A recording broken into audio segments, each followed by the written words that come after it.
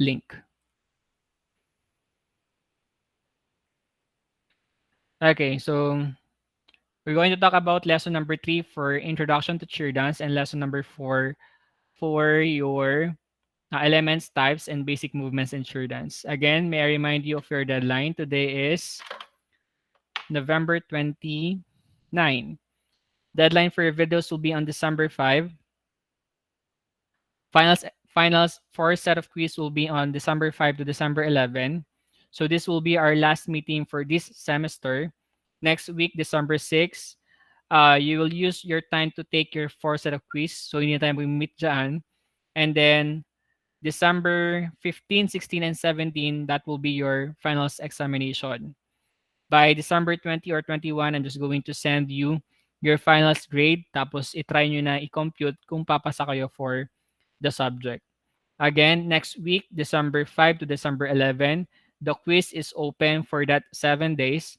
Pero for our scheduled session or discussion, which is Monday, December 6, from 3 to 5 p.m., you can use our time. Pero kung gusto nyo, i-take siya ng December 7 to December 11, from that 7 days, okay lang din naman. Kahit hindi nyo siya i-take on that December 6. Copy? Yes, sir. Now we go with the word or introduction to cheer dance. So cheer dance is coined from two words which means cheer and the dance. So yung cheer natin or what we call cheer dance is not only applicable in um dun sa mismong event natin in a performance. It is also used in terms of yung sa mga sports event, for example, sa ball games, sa basketball, volleyball, or any forms of sports, either individual, dual man yan, or group. So, ang nangyayari niyan, if we're going to talk about yung cheer, yung example natin na pinakamalapit o pinakagasgas na is the word defense. Okay? So, yung defense na word is one word lang siya. Pero pag inulit-ulit mo, that will go for a cheer or a chant. So, that would go for a sort of encouragement or excitement from your teammate na kung saan sila yung mismo naglalaro doon sa play.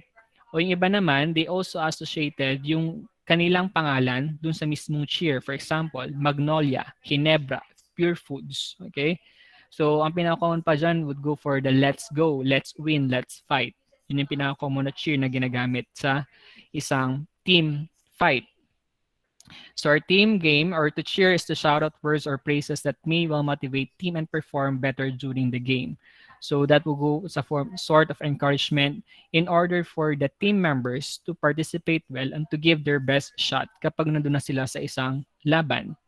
On the other hand, we have here is what we call the dance. So it is more important to use a background music. It's either instrumental man yan or lyrical.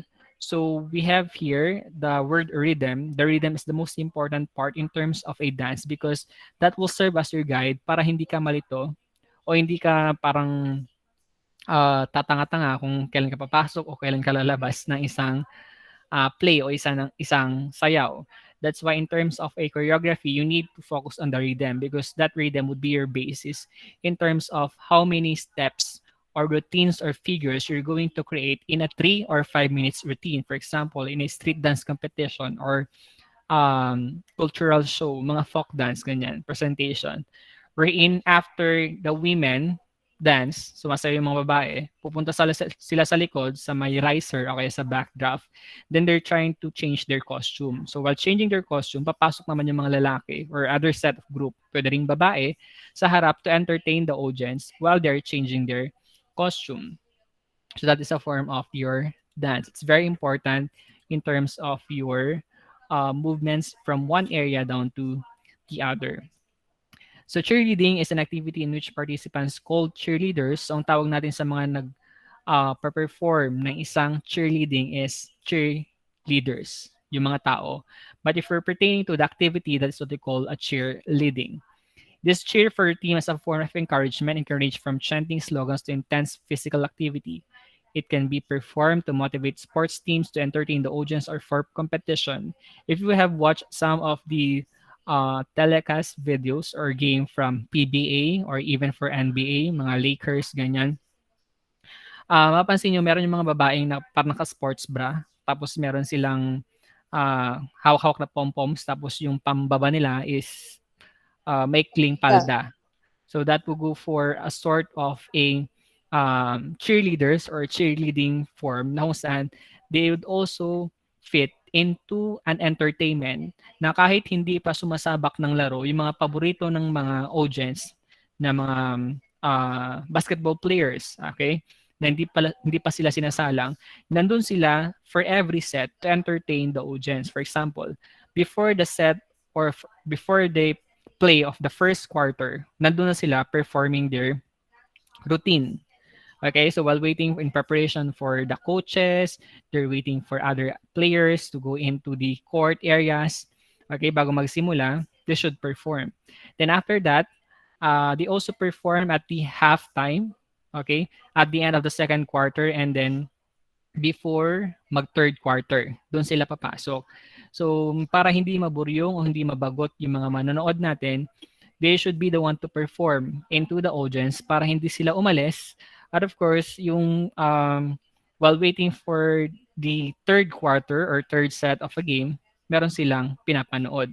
So parang sa mga sa mga noontime show, if you had already watched for a live audience, example for show, it's showtime, for It Bulaga, mga ganyan. Yung mga live audience natin, while they're having commercial breaks, okay? Pag magbabalik po ang It's Showtime, okay?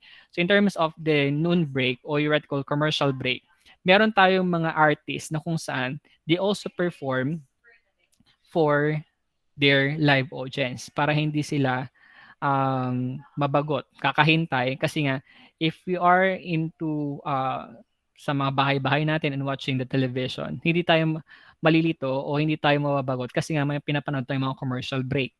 Okay? So for them, kung iniisip natin na ano kayang pinapanood nila habang nagko-commercial break, it's either yung commercial ba na pinapanood natin sa television or there are someone who will going to perform, okay, in front of them. So meron yung mga live acts, meron mga nagpapatawa, meron yung mga nagsasample, meron yung mga kumakanta. That's why they have the other band or live band na pinapatugtog kapag hindi sila nakasalang sa television. So on the other hand, competitive routines typically range anywhere from 1 to 3 minutes and contain components of tumbling, dance, jumps, cheers, and standing. So in terms of the cheerleading, kailangan meron tayong stance or tumbling. Hindi siya pwedeng matawag na cheer dancing or cheerleading if you don't have any skills to show to audience, especially for some kind of stance. That's why I'll already show you or send you a file or your module na nakapaloob doon magmula sa aerial skills, magmula sa sitting position, kneeling position, even for the standing position, tummy back, and invented position.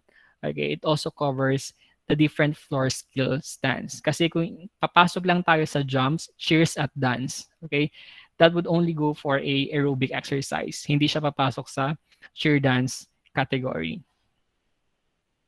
Klaro? Malinaw? Yes, Yes, sir. sir. Yes, Okay. Yes sir. po. Yes po. Yes, Now we sir. go with the difference of cheerleading and cheer dancing.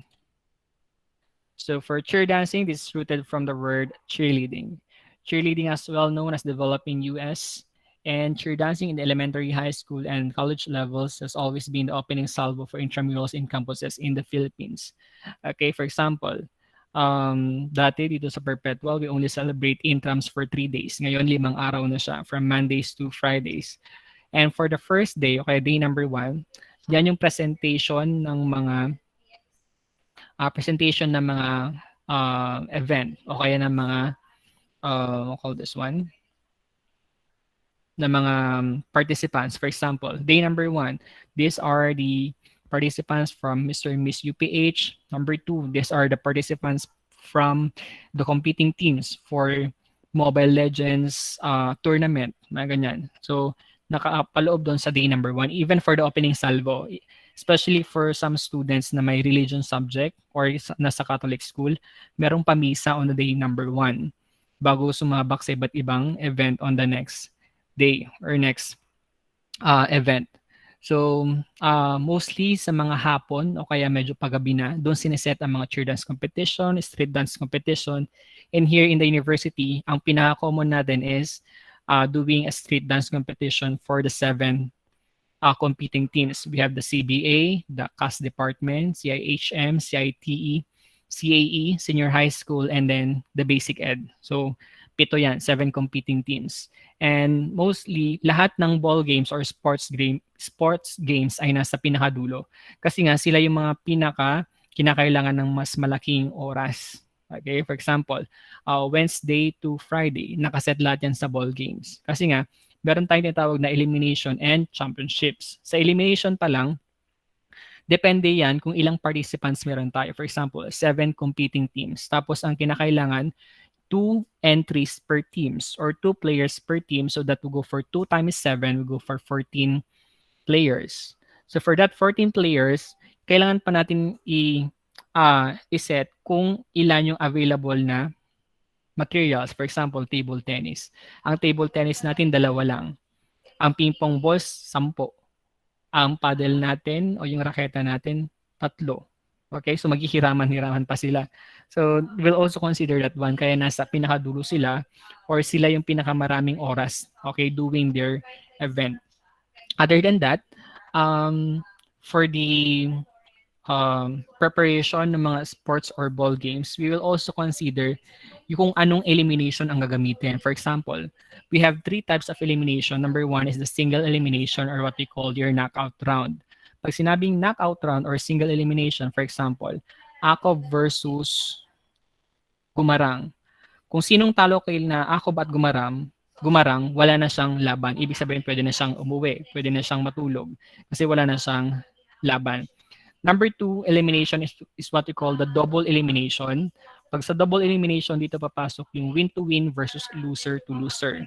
Okay? So kung natalo si Gumarang on the first game, pwede pa siyang bumami on the second game for loser versus loser. The third elimination that we have is the round robin. Pag sinabing round robin, pwedeng makalaro ni Akob lahat ng participating players including Lagasca, Gumarang, Guhiting, Noguera, Manalo, Asada. Ganon yung elimination. Pero depende yan sa pag-uusapan ng committee. Sample, sabihin nila, sige, para mas madali, single elimination na lang para tapos ang laban, makita agad kung sino yung manalo. So in this part, on the gymnastic, if you still notice, pagdating sa gymnastic, cheer dancing, acrobatic style, ballet, yan, halos sila parang magpipinsan. They have the same nature or features pagdating sa body alignment ng or body physique ng isang routine. Example, yung gracefulness ng kamay, yung pitik ng daliri, dapat pointed ang toes pag sumasayaw. Halos pare-parehas lahat sila.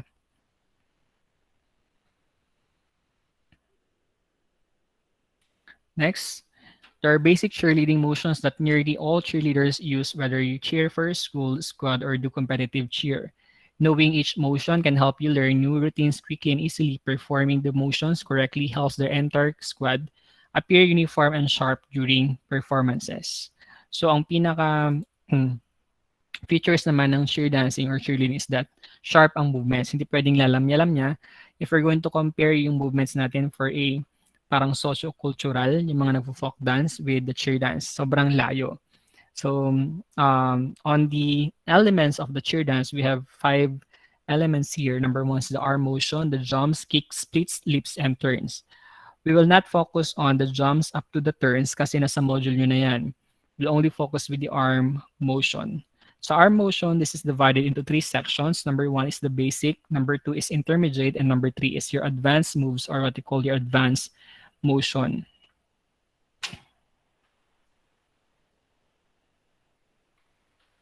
Okay. For the basic motions, we have 4 categories or sections under the basic. Number 1 is the ready position, the hand clasp, and T motion with the broken T. Before we go with intermediate, let's take first your basic motions. Number 1 is what you call the ready position. Okay? Mapansin nyo halos lahat ng papanood nyo na video or routine for your cheer dance, laging ginagamit ang ready position. Okay? So, hands on your waist, pero naka-close yung fist. Okay? Laging naka-close ang kamay. Kasi nga, mas sharp yung movements kapag close rather than opening the palm o yung hand. Kasi yung iba pa nag-open ng kamay, pwedeng magkakadikit, yung iba naman medyo may space, yung iba sobrang buka. So, para may parang unity or in general na matawag na hindi na poproblemahin kung nakabuka, medyo naka-close, o sobrang dikit-dikit ng kamay, kailangan they use na naka-fist na o naka-close na yung fist nung kamay natin.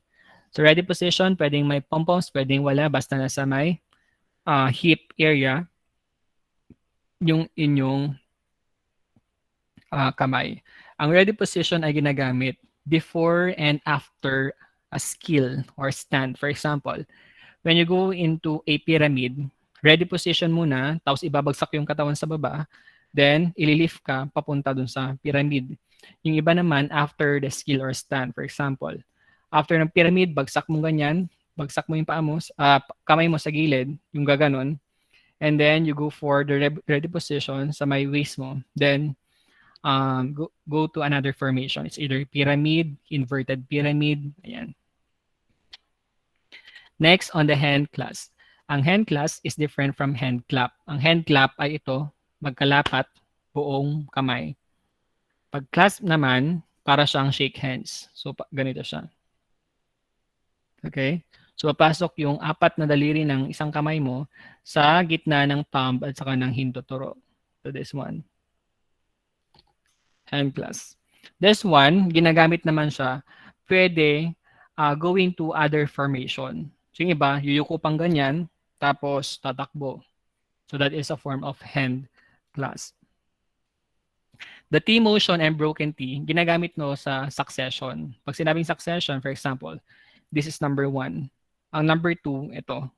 Pag na number 1 na ako, magna number 2 na, yung susunod sa akin, example, si guhiting, magna number 1 na.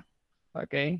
Pagbaba kong ganyan, si guhiting magna number 2 pa lang. So that's a form of succession. Maganda rin siya, mas malinis tignan, lalo't pag medyo pa-diagonal yung linya ninyo, maganda rin siya tignan. For T motion, kailangan lang straight yung arms natin, same height, including the forearm, pati yung sa part ng kamay. Sa T motion, bend lang natin.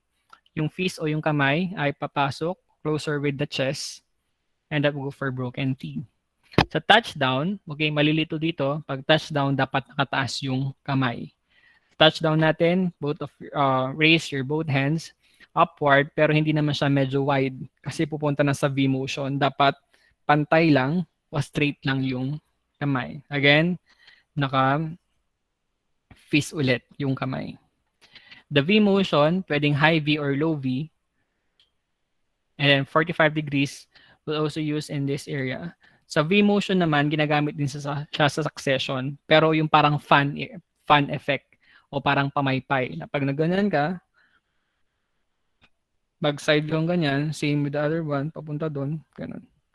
Parang pamaypay. Next, high punch. Sa high punch natin, is either left or right arm, taas mo lang, tapos yung free hand natin ay nasa bewang. Tinatawag siyang free hand kasi number 1, nasa baba, or number 2, wala siyang ginagawa or naka-relax lang yung kamay na yun. For example, if you're doing the kumintang, ang kumintang sa Philippine folk dance ay ganito. Okay, sa may wrist movements. So kung ang kumintang ay ganito, ang free hand ko ay kaliwa kasi wala siyang ginagawa. Kung ang kumintang naman ay nasa kaliwa, ang free hand ko ay nasa kanan. Next, we go with letter L. Sa letter L and letter K, this is on the advanced moves or advanced, tama ba? Advanced na to? Yeah. Advanced motions or advanced moves. Sa letter L, simply as raise your one hand upward and then isa sideward para magkaroon ng letter L. Pwede lang kahit naka straight yung dalawang legs. Kahit hindi naka-flip yan. Accepted. For the right and left K, ito naman, lahat ay nakaharap sa gilid or sideward.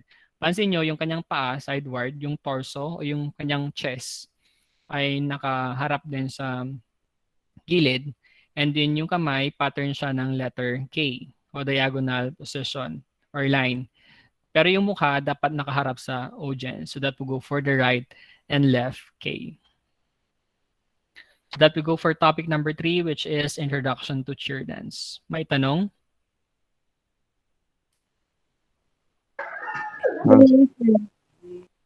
Wala.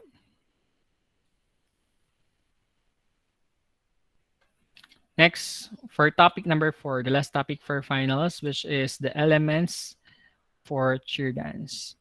So, on the jumps, additional lang to dun sa mga ah, dinagdag natin dun sa floor skill stance nung sinend kong module sa GC natin.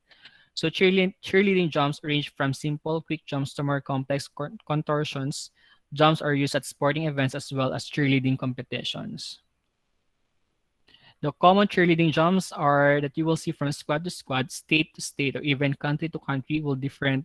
While different coaches may have different names for these jumps, they are all executed the same way. Pero kung ibang tawag nila dito pero same lang ng movement o same lang ng execution, okay? So doon lang medyo nagkakatalo sa pangalan. Number one is the spread eagle. The probably one of the most basic jumps you'll learn is often the first jump that cheerleaders learn or that younger squads use. Arms in the high V or legs go out but knees face forward and not towards the sky. Yung iba, it's also accepted lalo na sa age ninyo, hindi nyo masyadong maitalon yung katawan kasi hindi naman kayo pro sa cheer dancing at yung iba naman hindi naman medyo sporty o wala namang training pagdating sa mga jumps. So, it's also accepted with your um, sa age ninyo na hindi na kayo parang bata na madaling turuan when it comes to um, sa mga body movements. So the spread eagle, so wide mo lang yung part ng pulse mo, ng legs mo and then form a letter V. It's like a high V motion pagdating sa kamay. Next, the toe touch. Sa toe touch naman, it's like a forming letter T yung sa part ng arm. So from this broken T motion or moves, i-T motion mo lang siya, straight nyo yung arm mo, okay? Kahit ng shoulder. And then, kailangan, kaya tinawag siyang toe touch, dapat magkalapit yung kamay o yung pom-poms dun sa mismong toes o daliri ng paa. Next, the tuck. Okay? Kaya may tinawag tayong tuck in, ganyan, kasi papaloob. So yung tuck natin, this jump sometimes in competition, legs are in front and the knees are tucked into chest. So papasok dapat yung o didikit dapat or closer yung distance ng ating chest o ng dibdib kasama nung tuhod. So that's what we call a letter or the tuck. Pwedeng nakataas, forming a letter V, or pwedeng call this one, straightforward yung kamay when you're doing the tuck. Basta importante, yung part ng tuhod natin ay dumikit o lumapit sa part ng chest. Next, the right or left hurdle. Itong right or left hurdle is also a kind of what you call a somersault. Okay? Ang somersault is any activities na ginagawa sa ere o kaya sa aerial skills. So the hurdler is a really nice looking jump that creates appearance of stunt. One leg will be in one or toe touch position while knee pointing towards the sky, while the other leg is bent and the knee pointing down. Ang right or left hurdle ay kinuha sa athletic events. If you know this activity or this sports, this is what we call a hurdle. Ang hurdle ay isang event sa athletic events, particularly on the track. Pag sinabing track, ito yung mga tumatalon o tumatakbo sa lanes, sa oval. Wait lang. Okay. So sa hurdle natin, as you have noticed, they have the same, ayan, parehas sila ng movements pagdating dun sa taas nung bar. Kaya tinawag naman tong hurdle na to na sports athletics kasi ang tawag natin dito sa fence o sa harang nila ay hurdle. Okay, so same movements dapat pag nasa taas ka, yung isa naka-extend forward, yung isa naman naka-bend backward. So parehas siya dito na dinedefine ng ating right or left hurdle nung ating jumps in Cheerdance. Next is the pike. Okay? That's why in your module, kung nabasa nyo na yung tight pike, okay, yung tight pike, kailangan magkadikit yung paa, tapos naka-straight forward siya, and then extended yung leg, and yung kamay mo nakahawak sa daliri ng paa. And then you try to um, bring closer yung part ng noo, okay, dun sa mismong tuhod. So that is what we call the pike. So same with the movements here, kailangan parang magmukha kang clip o magmukha kang arrow, yung greater than or less than yung position mo dito. So in this, anyone who has ever been to gymnastic class is familiar with the term pike. This simply means that your feet are pointed straight out, parallel with the ground with the toes pointed. Arms are straight in front, reaching toward toes. Hands are in a fist. So hindi pa rin siya naka-open in terms of the pike. Sa pike out naman, you're going to perform two movements naman dito. Kung sa pike natin, isang movement lang, after mo doing this position, pwede ka nang bumaba. Dito sa pike out, dalawang movements. So sabi dyan, the jumper does a pike but then quickly moves the leg in the toe touch position. So two movements. So we have the pike. After mag-pike siya, mag-toe touch. Saan na yan? Ayan. So dalawang beses. So kailangan mabilis yung transition natin from one movement down to the other. So we have the pike, then perform the toe touch while you are still in the air. Next, the herky. The herky is a one leg is in toe touch formation and the other bent with knee facing downward. Parehas siya nung ating hurdle. The only difference is that pagdating sa right and left hurdle, kailangan, okay, yung kamay ay nasa gilid. Okay, stretch siya. Pero dito sa mismong herky, yung isa dapat nakataas yung isang kamay, tapos yung kabilang kamay naman dapat hawak sa waist. So parehas lang na straight yung one leg, yung kabilang leg ay bend. So ito ay kinuha sa pangalan ni Lawrence Herkimer. That's why they um, get the word or this movement from the last name of Lawrence, which is Herkimer. Next, the double nine. Double nine, kasi yung position ng kamay, pag nakaganyan, okay, even though that is not a perfect nine, dun sa kanyang image, okay, malapit na rin siya. So kung anong pinerform or movements ng kamay, siya rin yung paa, kaya naging double nine.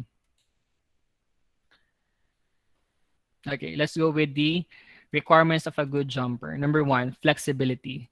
Of course, you need to, not only in jumping, sa lahat naman ng sports, kailangan maging flexible because this will help you na hindi magkaroon ng any injuries o kaya on the long run or after yung competition, dun mo palang mararamdaman yung sakit. Kasi flexibility would also help you to ease the pain o medyo bawasan yung sakit na nararamdaman mo, especially sa mga muscle cramps, sa mga sa pagbubuhat, lalo na kung ang sports mo ay weightlifting, ganyan. So most cheerleading jumps requires great flexibility. For example, consider a toe touch jump. Dito pa lang sa toe touch, mapansin mo na kailangan fully stretch yung legs. So kung ang warm-up session mo ay hindi nagawa from toe touch, you will experience, ang pinaka-common dyan na pwedeng mangyari is that yung sa part ng, paano ito? Sa part ng quadriceps. Pag sinabing quadriceps, sa harap ng hita mo, okay, yung sa taas ng tuhod, yung nakakapa mo dyan, that is the quadriceps muscle. Medyo yung iba parang nag-twist. Ang iba naman, parang isip nila, parang napupunit. So that would be the worst cases pag nangyari yon.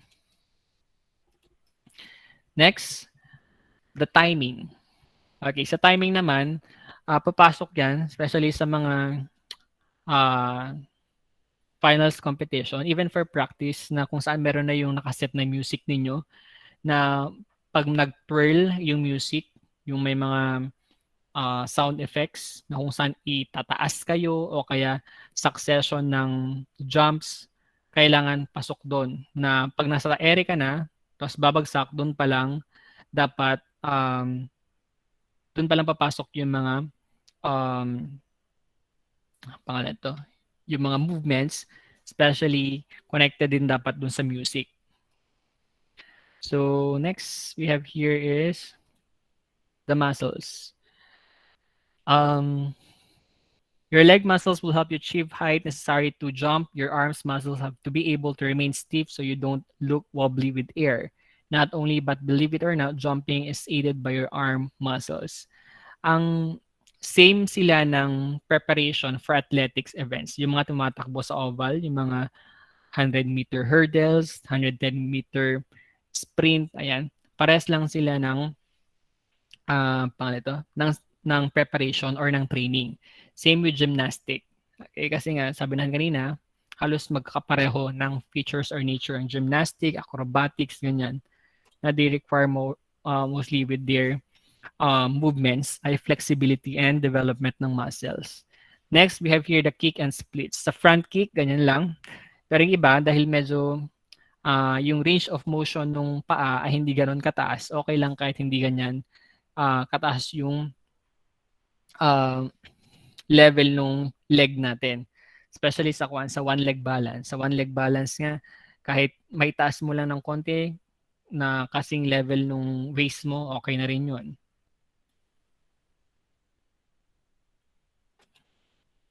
Next tayo. Side kick. Sa side kick, first sa gilid. Pwedeng semi-split. Ang semi-split para siyang hurdle. Okay? Para siyang ganito. Kung mapapansin nyo, ang semi-split ay parehas na yung movement ng hurdle. Pero mapatayin ko dito. Yung ganito. Okay? Parehas lang yan. Pero mamaya sa forward split, okay lang kahit hindi masyadong perfect. Okay lang kahit mataas yung singit ninyo, magmula dun sa mismong paano ito? Sa floor surface. Importante yung isang paa naka-stretch forward, yung isang paa naka-stretch backward. Side kick sa gilid, fan kick. Some videos later on, open this one. Open ko lang. Then half split. Ito pala yung tinatawag mo semi-split or half split pala. Okay, so this is your half split or what we call your hurdle split. This one, full split. Pero pwede rin siyang forward split. Okay? Kasi nakaharap siya dun sa mismong extended leg.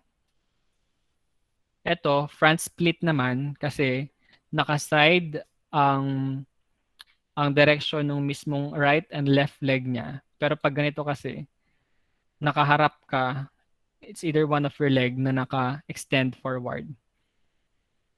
Pero flip mo lang yung katawan mo, mag-front split na rin to eh. Okay? Flip mo lang ito. Harap ka lang sa dito, sa monitor natin o sa harapan natin to go for front split. Okay, some YouTube for front leaps and side slip. And then for turns. Wala, puro video na to. Okay, let's try to watch some videos kung open sila.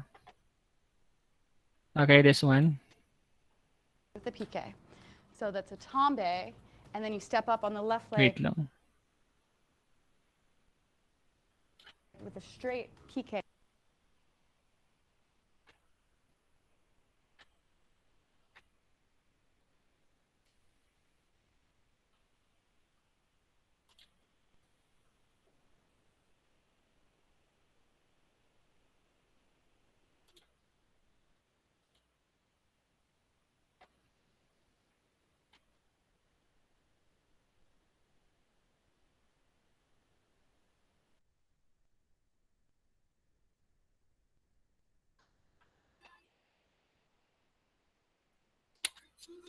I-load ko lang saglit.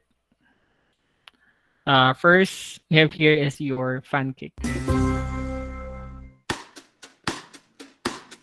Okay. Now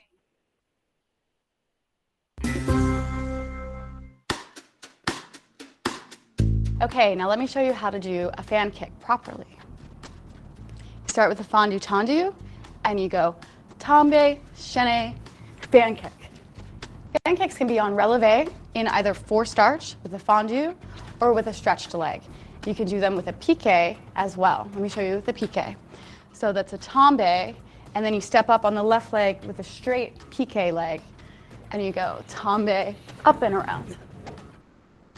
So that's a fan kick. Important with fan kicks is that the kick starts all the way to one corner and then fans all the way around. That's why they call it a fan kick. A lot of times when they're done incorrectly, you start them low and then go high to the diagonal, and that is not right. You need to go from the one corner as high as you can go to the other corner as high as you can go in a nice fan position. Again, nice and slow, broken down. You start with a tombe, bent knee. You can either do parallel or piqué. We're doing parallel right now with bent knees. And then you push up to the left leg releve as you push off your right foot into the battement to the quasi position. And you push up and around. The arms lengthen up through the body, high fifth, open a second, twist around. The core is elongated. Let's try left. Some people are a little stronger on the left. And down, down, push up and around. Good. Down, down, up and down. Try to really work on the extension, lifting up and around with your students. That will help the beauty of the step.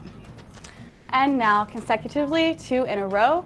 This is great for across the floor exercises. Down, down, fan, down, down, fan.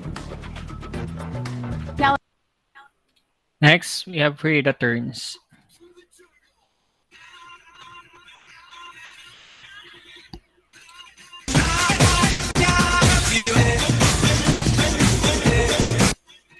Wait lang.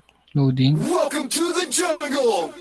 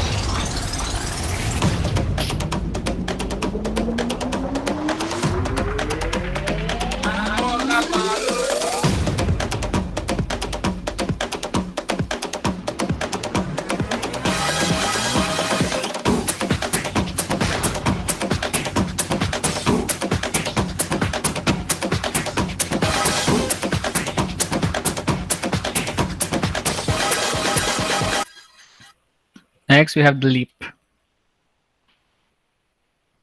Welcome to the jungle!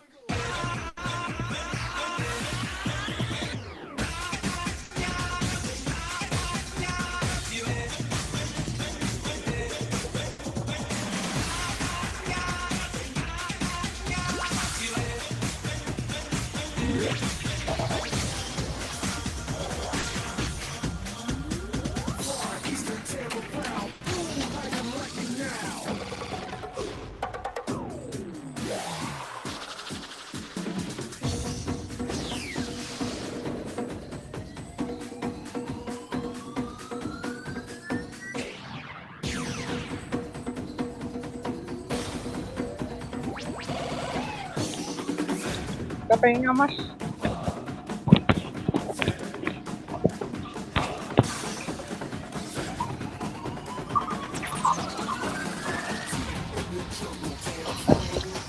Pera mo na yung